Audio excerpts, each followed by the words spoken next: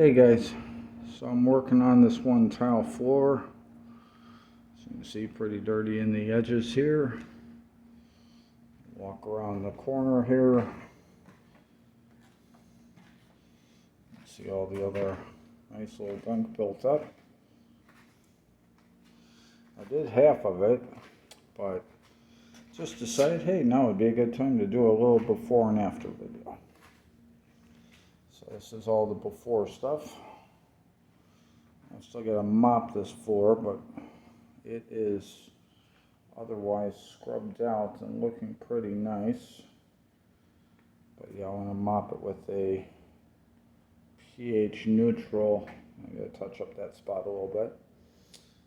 Otherwise, I got to mop it out with a pH neutral cleaner to get the rest of the junk up. Alright, so over here is where it's actually done.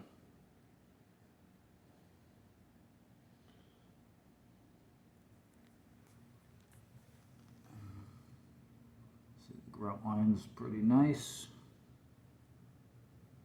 It's a nice tile. There's the grout lines where it's cleaned. And here's the grout lines where it's not cleaned. Be back in a few.